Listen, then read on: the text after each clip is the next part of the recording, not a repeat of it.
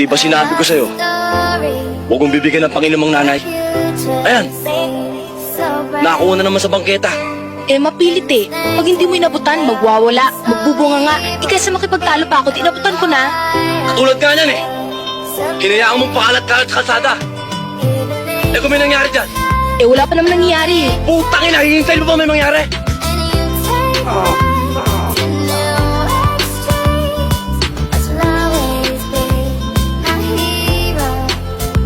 Sa susunod, pag humingi sa'yo ng pambili, huwag mo nang bibigyan. Paano masabi? Pagsalita ka, parang galing-galing mo na. Wala ka pang kaalam-alam dito sa mundo. Bata ka pa, musmus ka pa, may gatas ka pa sa labi. Yan bang dahilan kaya mo akong bigyan ng karapatan at kalayaan? Eh, yung kalayaan ko, karapatan ko, magmula na tinulungan kita, ha? Nagulo na ang buhay ko. May bumabaril sa akin, may sumasaksak sa akin, binugulpe ko, lahat kamatayan ko. Bakit sinabi ko bang tulungan mo ako? Hindi!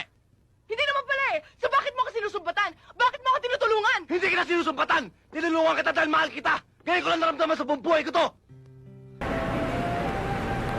Pwede na! Magkaroon ng kapatid na babae. Alam mo, sa lahat ng lalaki na kilala ko, ikaw ang pinakasinungaling, ikaw ang pinakaduwag, pati sarili mo, niloloko mo!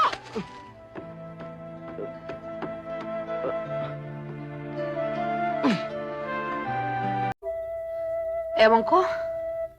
Siguro nga huli na para baguhin yung mga paniniwala mo sa buhay. Pero yung mga bata, Karding, hindi ako makakapayag na lumaki silang pareho mo. Palalakihin ko lalatoy-latoy, may natuhod. Para pagsamantalaan ng ibang tao. Eh si Loleng, hindi ba pinagsamantalahan yan dahil sa maling paniniwala na kahit ipagbilang sa sarili, kumita lang, okay na rin?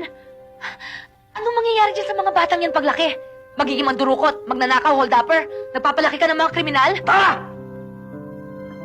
Alam ko marami ka sikreto sa akin, pero wala akong pakialam doon. Sa maikling panahon na magsasama natin dito, ha? Marami na katutunan sa'yo. Yung mga bata, marami rin, eh.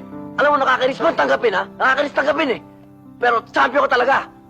Taas ang kamay ko sa'yo. Nagkakagusto na nga ako sa'yo, eh. Mahal na kita palagay ko, eh. Maging sino ka man.